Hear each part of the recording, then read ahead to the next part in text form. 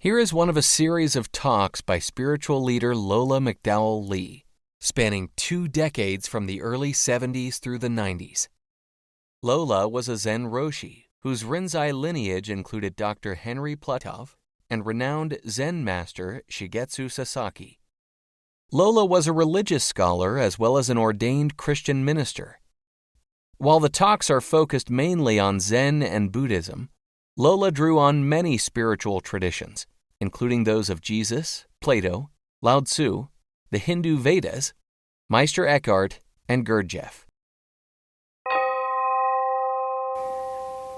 There was a young rabbi who complained to his superior rabbi, saying, during the night, and during the hours in the day, when I devote myself to my studies, I feel life and light. But the moment that I stop studying, it's all gone. What shall I do? And this older rabbi said to him, that is just as when a man walks through the woods on a dark night, and for a time another man accompanies him who has a lamp. But at the crossroads they part, and the first must grope his way on alone. But if a man carries his own light with him, he need not be afraid of any darkness. So, now in the Hasidic tradition, and in the Buddhist tradition, in the Zen tradition, there is always this: be a light unto yourself.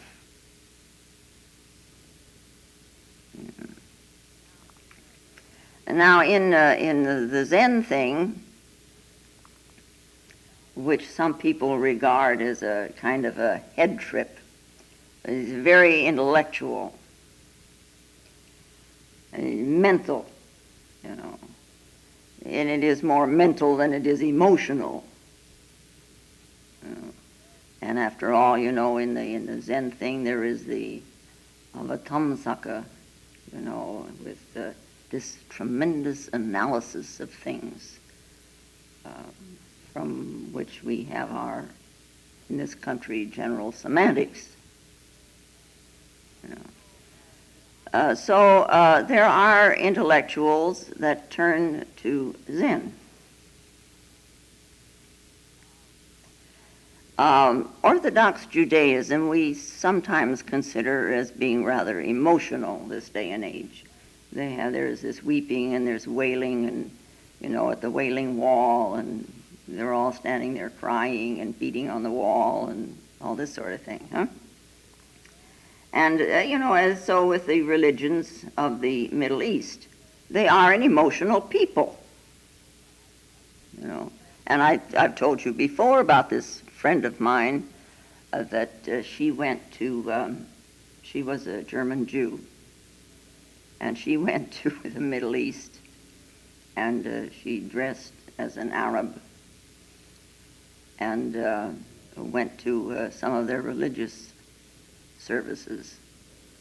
And of course for her, if she had been caught, it would have been death. But she commented on the tremendous emotionalism of these people, and she would have been put to death because if she had been discovered, because of the emotional fervor that was going on at the time, so that they hardly knew what they were doing. So there is in this world individuals, people who are very emotional, and there are people who are more intellectual.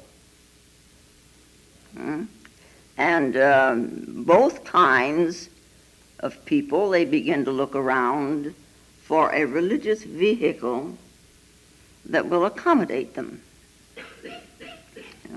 Because there's nothing written in blood, that says that you belong only to one faith forever and amen. Huh? It's up to the individual to find the religion, that tradition or vehicle that is most suitable for them.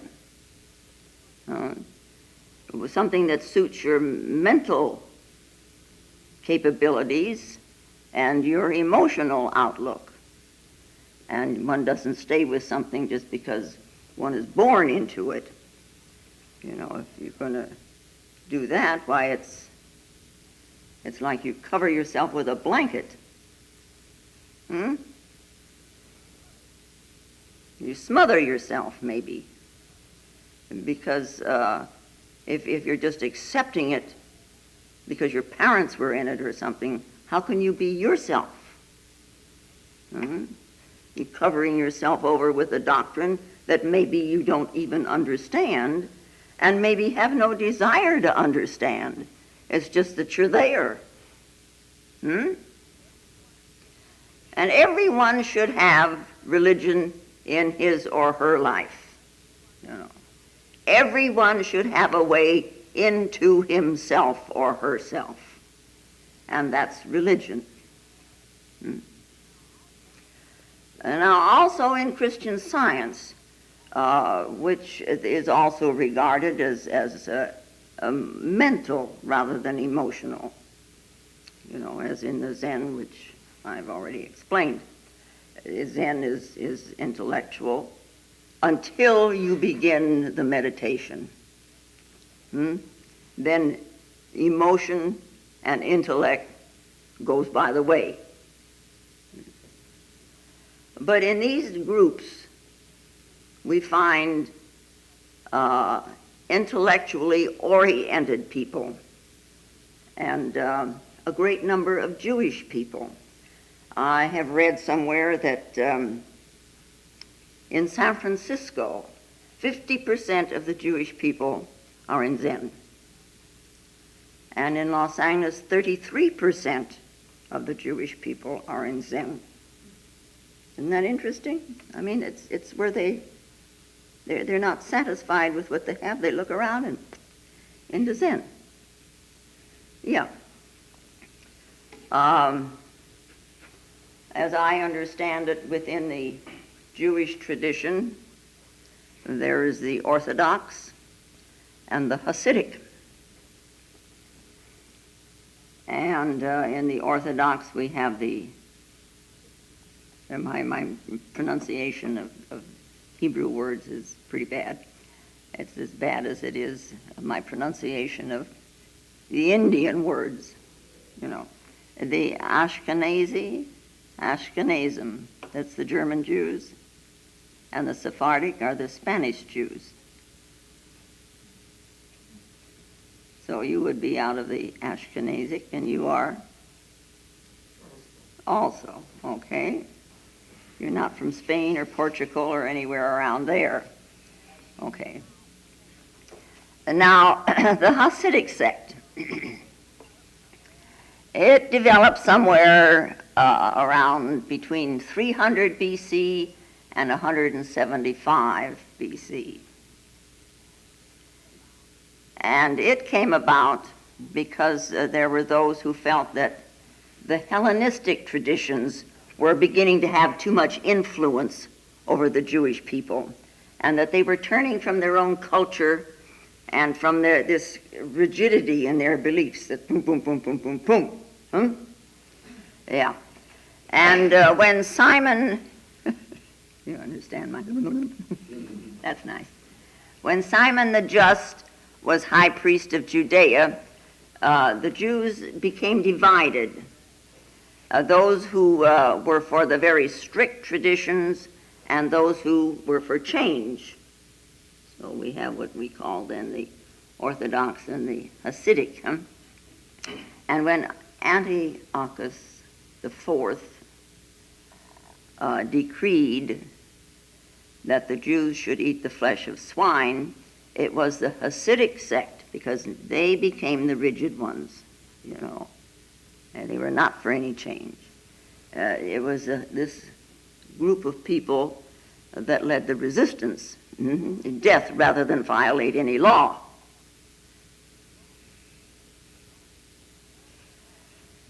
And then things went along until about the 18th century. And a new kind of Hasidim came about.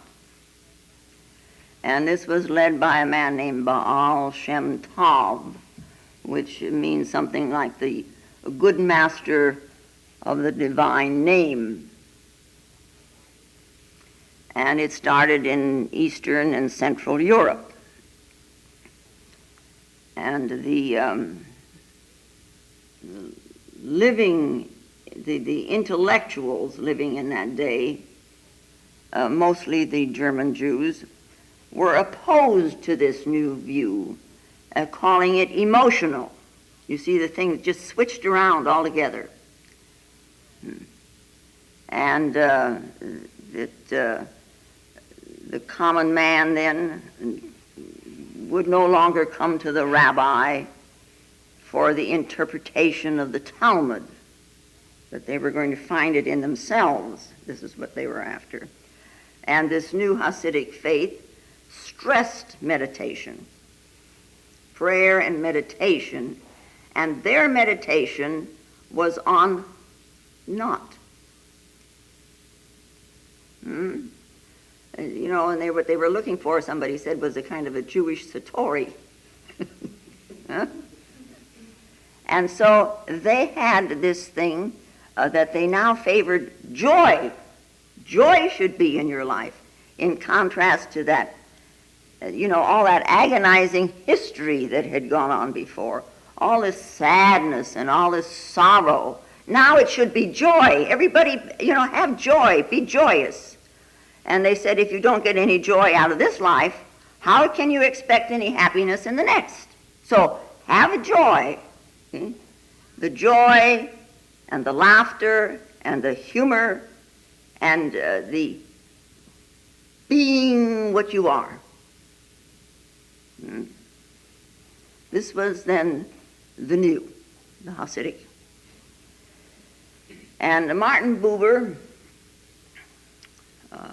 his attitude toward the Orthodox Judaism was that he found no joy in its very severe outlook. It's the unbending dogmas.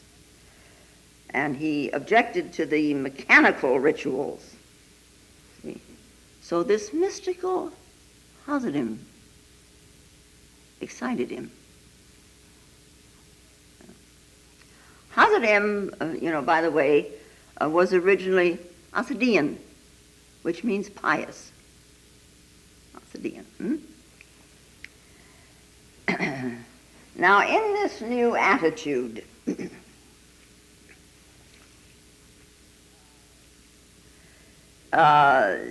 it was said that everyone has the opportunity to become a silken man.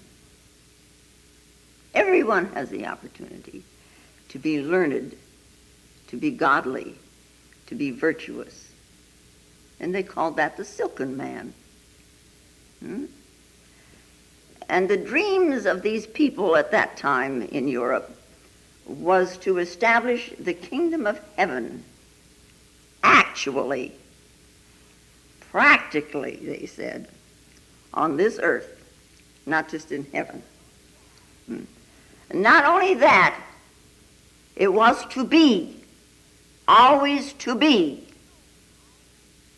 soon, to be yet in my time. It was to be. And in order to hasten this day, self-afflictions were rejected. There was no need to suffer, they said. Penance was false. The world didn't have to be evil, and the flesh certainly wasn't wicked. And the devil wasn't constant, which is in contradistinction to St. John of the Cross, who said these things were. The devil always was, the flesh is wicked, and the world is evil. And they said, no, no, no, no, no, no. After all, these people said, the devil is not Jewish.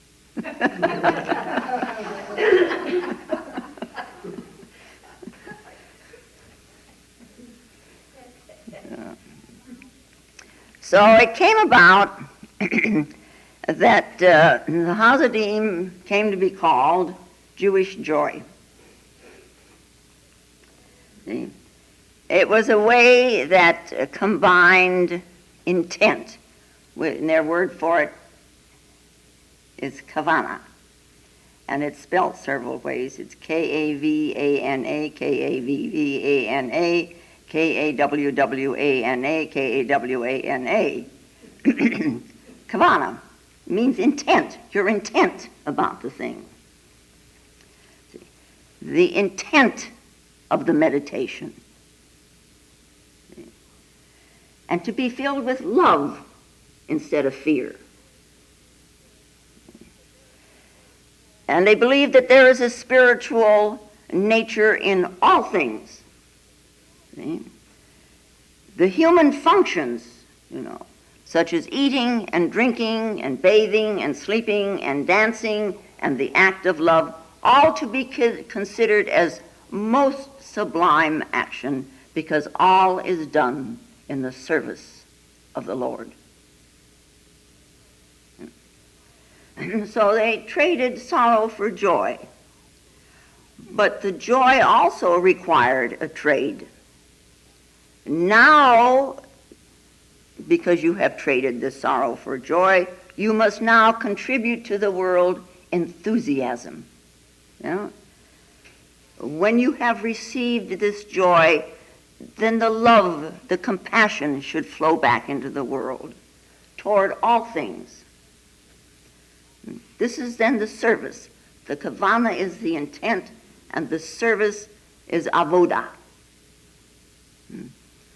Working for, in service to, giving love to the world, avodah. So they began to seek a higher destiny for themselves. And so it came to be called a kind of a kosher Zen.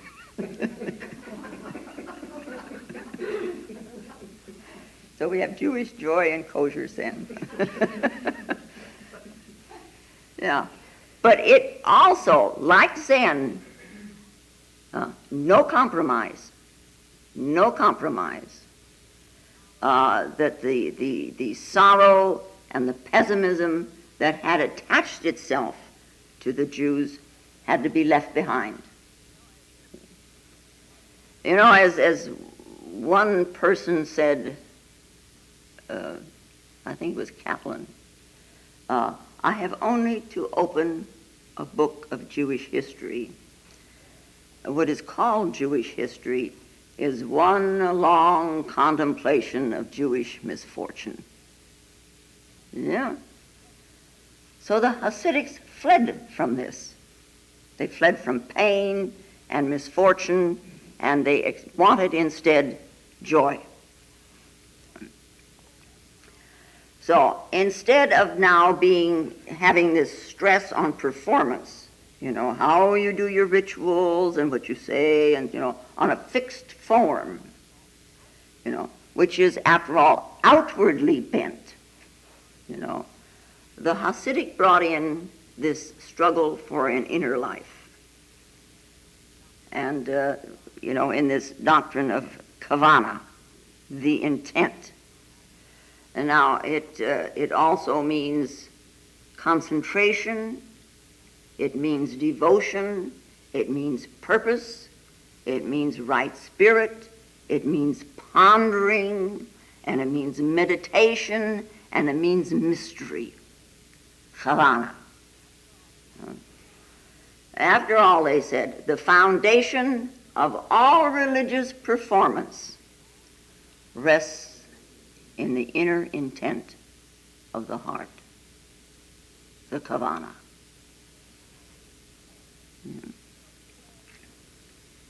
So today, in that group, I think it's rather small and select, it has come to mean the emptying of one's heart and the emptying of one's mind of every care. It is so emptying yourself as if you were standing before Shekinah. And this term Shekinah, it has different connotations according to who uses it. In the Kabbalistic system, where you have the 22 paths and the 10 Sephiroth and so on, it is a title that is applied to Malkut, Shekinah. To some Jewish people, it refers to the cloud of glory which rests on what they call the mercy seat of the Holy of Holies. That's Shekinah. And to the rabbis of Asia Minor, to them it is the veil of Ein Sof. The endless and the absolute. Like a kind of a mula pakrit. Pakrit being the mother, Mula Pakrit being the great, great mother. And so this Shekinah then is the great, great mother. Here we are in the womb of mother, but supposing the consciousness turned and saw the other side of the gap, then you would see Shekinah.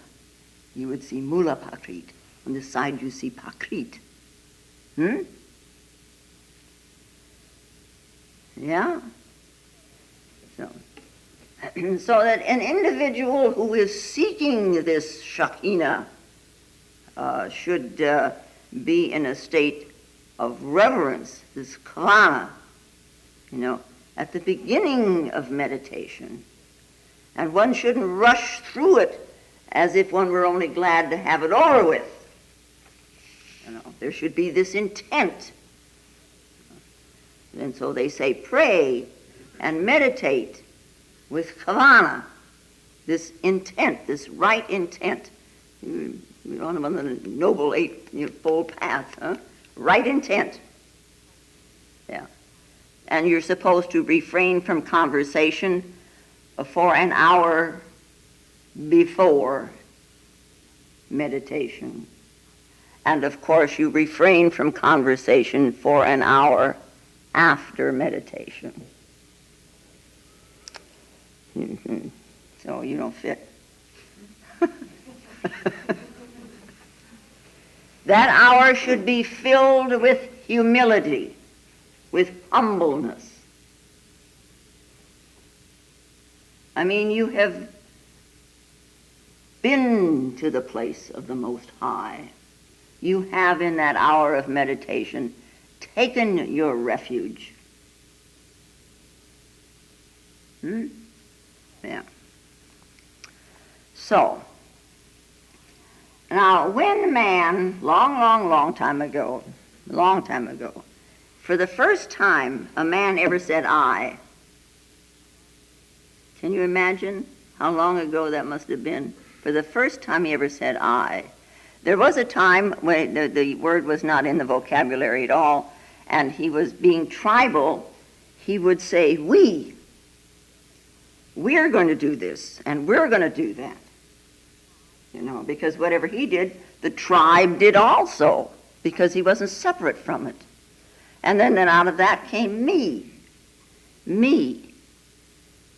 The me and the we, you see. And finally came this I. Well, when he said I, coming out of this tribe, he found that he himself, not just the tribe, he himself suddenly had a past. Suddenly he had a history. And from this past, his own history, he found that he was headed into an unknown future. And somehow, in this headlong race that he was in, he found that this I gave him a continuum. Somehow or other, this I went on and on and on and on. And I wonder if man at that point, or man now even, or all the way between, has ever involved himself in the question, I mean, not looking at it religiously, but just involved himself in the question of going from day to day. How? How does this I go on and on and on and on? Huh? Of course, in this day and age where the Western tradition has gone to the East and the Eastern tradition has come West, we have taken upon ourselves the belief in reincarnation, that the body may die, will die, but somehow I remain. See, I am still going to continue. And forgetting that this I that we are usually acquainted with is an ego function, is connected with the psyche, which is the desire and form world, the kama-rupa world, which does dissipate itself after a while, But this moment to moment to moment to moment, how do I continue?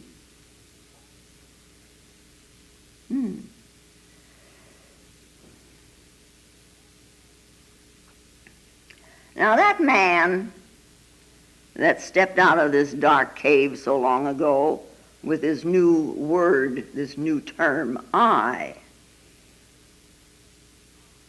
and man today, he still is groping along, trying to flow with his own nature. What he had to learn then and what he has to learn now is not to be frightened of himself.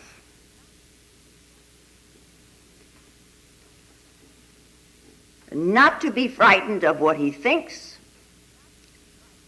and not to be frightened of his own emotions.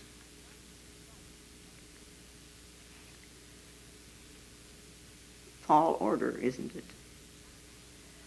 And now, not to be frightened of ourselves, we have to learn about ourselves. And meditation is the most simple way. Meditation is a groping within ourselves. It is an exploration. To begin with, when we have this pratyahara state, it is an exploration of the emotions. It is an exploration of the thoughts. And then to go further than that and actually be in the meditation where there is this so-called groping, this attention goes beyond our daily world. We have insights of our personality, of our character. We can view the content of the psyche, and then to go deeper and deeper and deeper with this, what am I? What am I really? Who am I? Who am I really? It was Rabbi Zuzia who at one time said, in the world to come, I shall not be asked, why are you not Moses? God already has a Moses. I shall be asked, why were you not Zuzia? Why were you not yourself?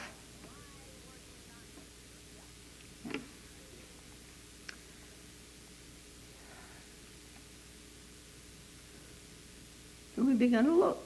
I'm going to be myself. We begin to look for this self. And in all of this maze within that we come across, and then it comes a question. What self? Huh? The moody self? The thinking self? The greedy self? The giving self? Which one of these am I? Maybe none of these. Then who are you?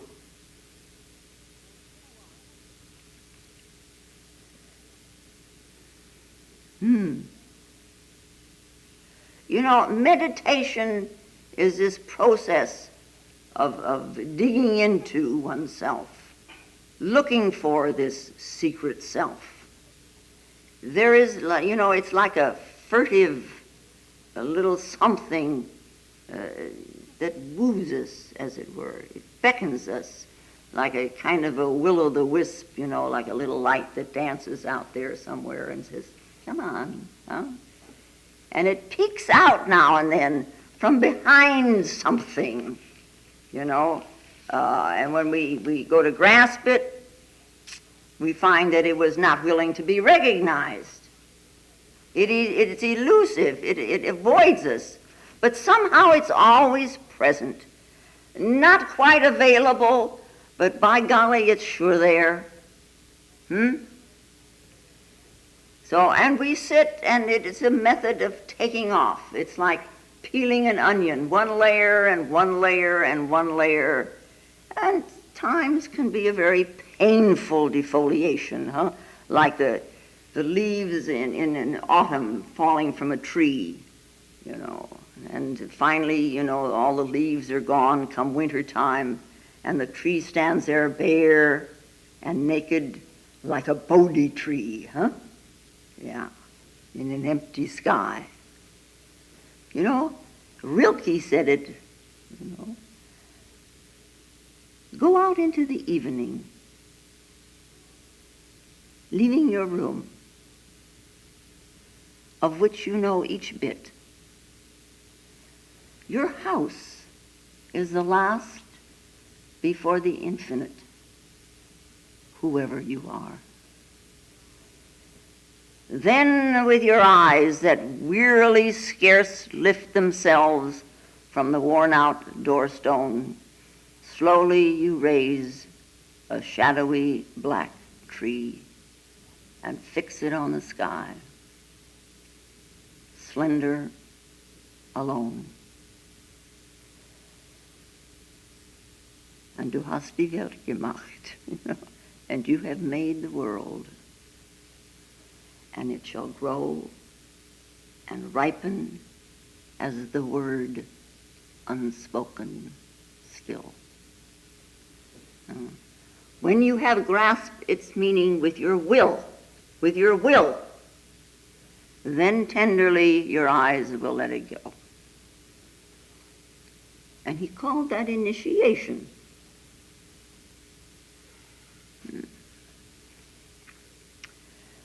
Yeah. Now, in the Hasidic tradition, as in Zen, it is said that meditation is more reasonable than holy.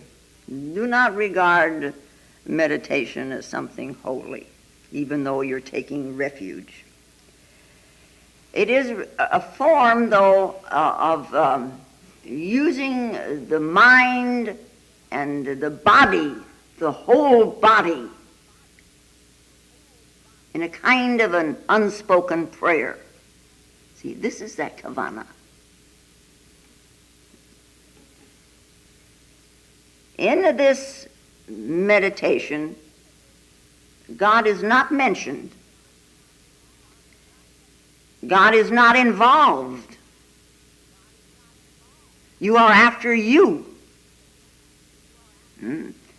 And it is in this, then, a state of letting go of everything that is not really you.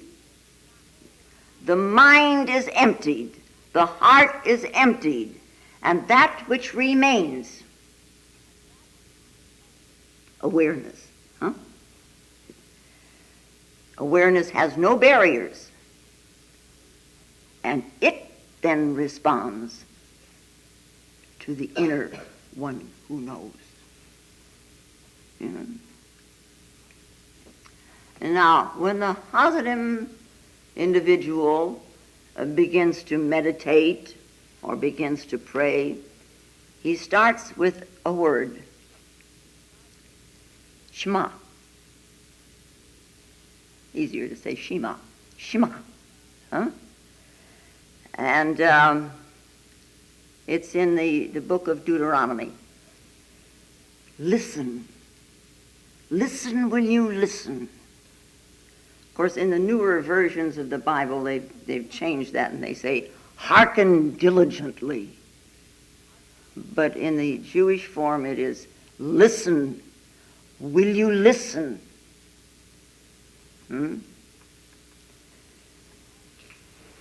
Listening can only be in silence.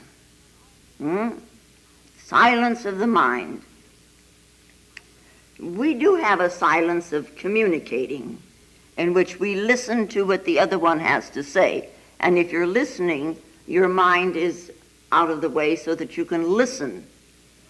Even in communicating in conversation, if you're so busy with your own mind, you're not listening to the other person. And then there is just listening, which goes beyond all words and all communication. To be at Satori in Zen is to be beyond words and any interpretations thereof. Satori has nothing to do with words. For as it is said, enlightenment is the moment of knowing without knowing and seeing without seeing, in which being is born.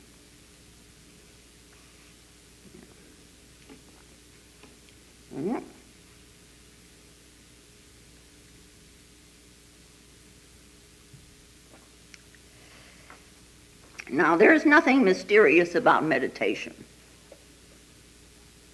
No. It just simply goes beyond language. So it makes it seem obscure. The immensity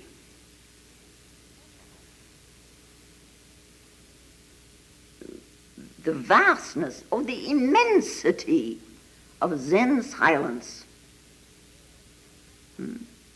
It is so silent that it roars. It is deafening silent. And it was a Rabbi Nachman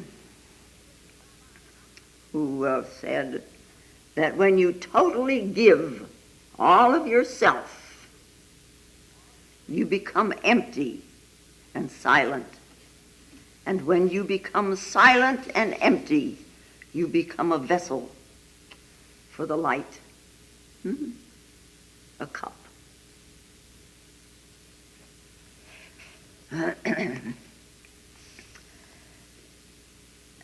To be empty of your thoughts, to be in this silence. This is the naught, or the zero. The naught, the Hebraic ayin. And we have then out of that the service, the avoda, and the kavana, the intent. Like the zero or the naught of a mu. It's, the little, everybody knows this. Huh? The little monk is walking with Joshu, and they're talking about that the Buddha nature is everywhere. And the little puppy dog runs along, and the little monk picks him up, and he says, does this dog have a Buddha nature? And Joshu says, moo. So this is this big koan, What is moo?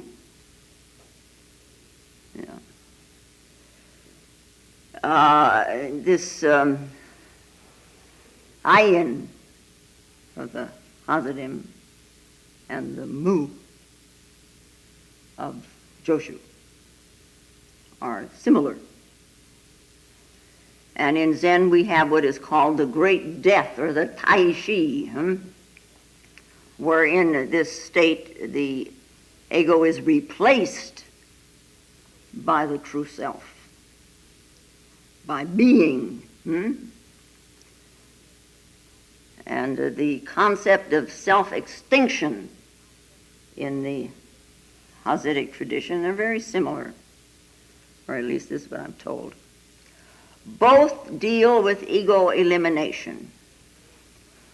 Both deal with what remains after every possible negation.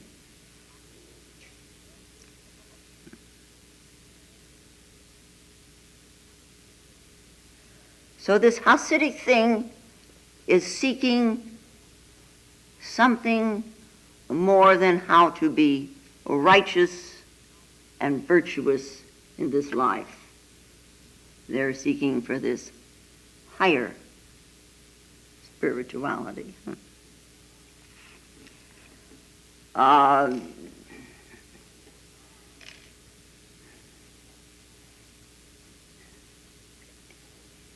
This joy that they keep coming back to all the time, you know. There is, at the end of their year, I understand, they have a big celebration. Samhat Torah. Come on, you Jewish people. There is the reading of the Bible. There's the first 5 books, Genesis, Exodus, Deuteronomy, whatever the other 2 are. And these 5 books are divided into 52 sections, and each one of these sections is read for a week. So that after 52, you come to the end of this book, and you have this big celebration before you start in again. So, and it has to do with the Torah, which is the law, which is the teaching, which is the doctrine, which they feel is very similar to the Zen Dharma.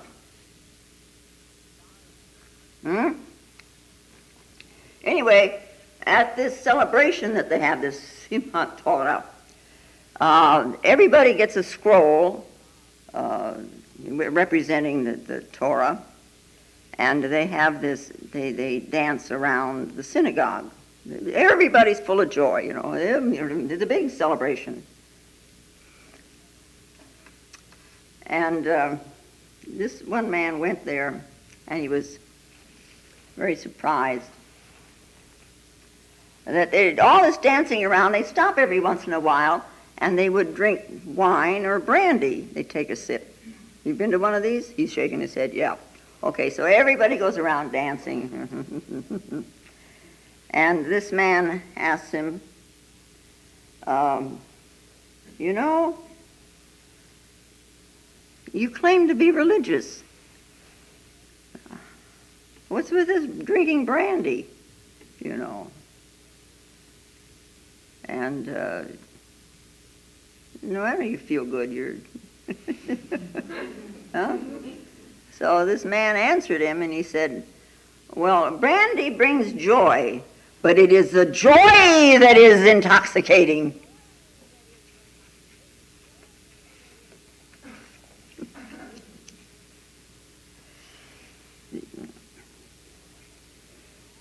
It's a funny thing, but in all religions, it seems to me, in a way, what people seem to be up against is anxiety. There's always something in there that tells you how to get out of a state of anxiety. You know, Buddha built his on this thing that everything is painful. Well, what else is anxiety except painful? And so here we have this. And and it is said that anxiety for a human being is as old as the human mind. And anxiety, according to Dogen, who was the founder of the Soto Zen sect. And he said, anxiety is necessary. Anxiety is a driving force toward enlightenment. Without it, as a kind of a spur, we're left to flounder in a very shallow, insecure life. Yeah. But anxiety, when accepted, and that's a big thing, when accepted, it works kind of like striking a match in the dark. You know, for a little moment, we have an insight. For a little moment, there's a little light. There's this flash. And this flash, then, he said, ignites our desire to break out of our shell. And one little insight thus, one strike of a match, or the flint, one little flashes, whets the appetite for more and more and more. Anyway, back to our story. The young rabbi complained to this rabbi of Rizhin that during the hours when I devote myself to my studies, I feel life and light. But the moment I stop studying, it's all gone. What shall I do? Replied the rabbi, that is just as when a man walks through the woods on a dark night. For a time, another man accompanies him who has a lamp. But at the crossroads, they part, and the first man must grope his way alone. But if a man carries his own light with him, he need not be afraid of any darkness. So, we could say, well, I meet you on the road. I have a lamp. Suddenly you're no more in the dark. And then we part, as part we must. I follow my way, you go on yours. You cannot depend on another's light. What to do? First, let the darkness be yours. Learn to grope. You will not fall. Our minds imitate. We borrow. 99.99% of the content of your psyche is borrowed. That much you imitate. But that which is most significant cannot be borrowed and cannot be imitated. You cannot enter the kingdom with borrowed money. You cannot bribe the guards. There are no guards to bribe. You cannot enter through a thief's door. There is no door.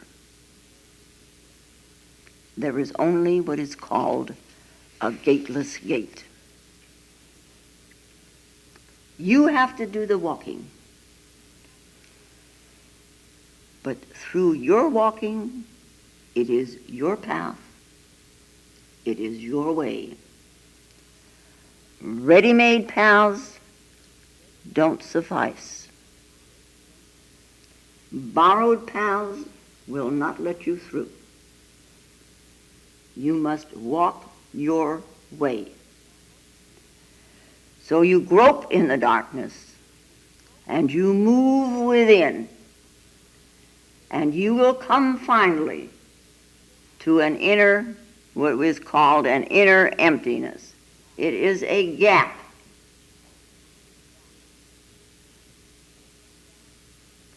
This gap is necessary. It is not to be feared. You know, all this stuff about the abyss and blah, blah, blah, blah.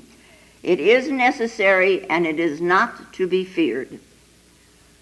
But you must realize that the old cannot enter into the new. You can't put new wine into old skins. The old man must be set aside for the new man, as St. Paul put it. And he said, I die daily. Every day I put on the new man and try to let go of the old man. But in front of this gap, all of a sudden, there is no continuity. The continuum suddenly comes to a halt. That's all that the gap is. You know, it's a discontinuity.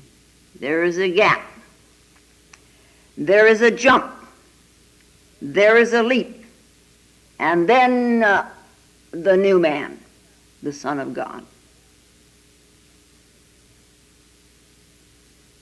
Yeah.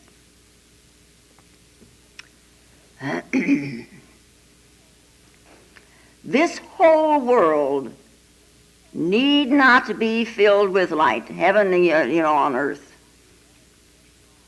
It doesn't have to be for you to walk.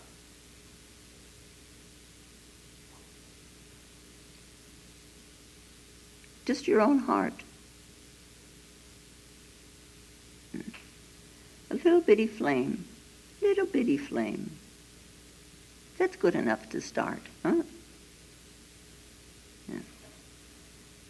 That little bitty flame puts out enough light so that you can see the path to take the next step. And no one walks more than one step at a time. Small flame in the heart, the small flame of awareness, of mindfulness, of meditation, and it lights your path. And then you walk, one step, one step, one step, one step. Till you get to this gap, and then you take a leap. Over, out of the old, and into the new. You know, Lao Tzu said, by taking one step at a time, we can begin a journey of 10,000 miles. You can take the whole journey of 10,000 miles, one step, one step, one step. And you know something? God is not that far away. In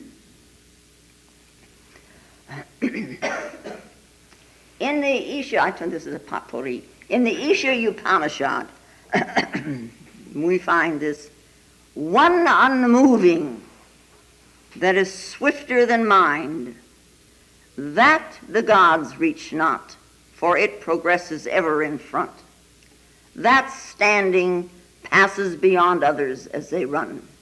In that, the master of life establishes the waters. That moves, and that moves not. That is far, and the same is near. That is within all this, and that also is outside all this. But he who sees everywhere the self in all existences, and all existences in the self, shrinks not thereafter from aught.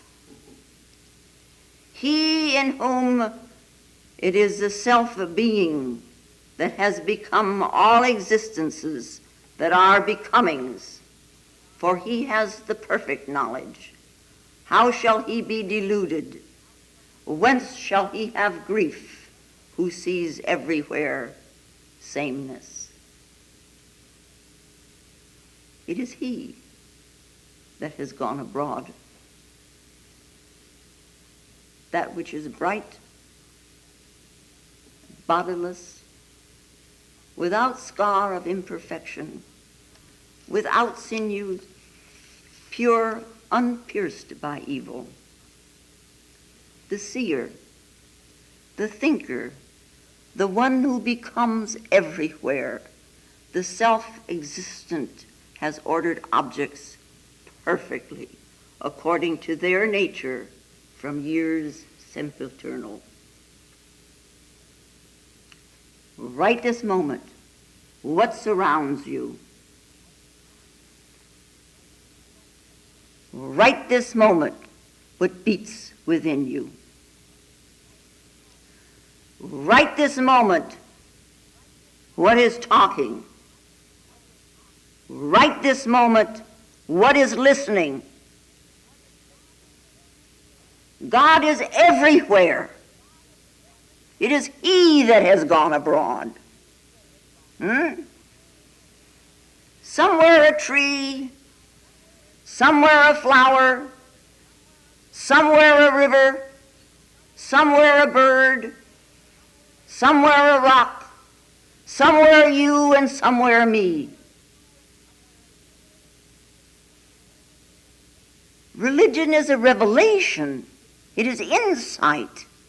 Religion isn't a desire to do better and be something, you know. It is a reality. Just turn a little. Why wait? For whom? For what are you waiting? For what are you waiting? You are the way. You are the light. Light up your path. Lighten up. Let us not forget ever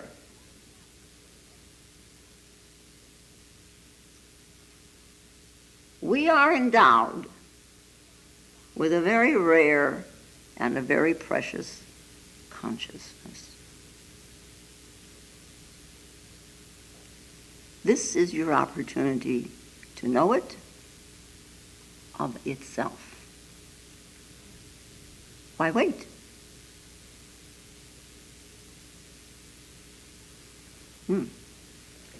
Here's my mishmash for the day.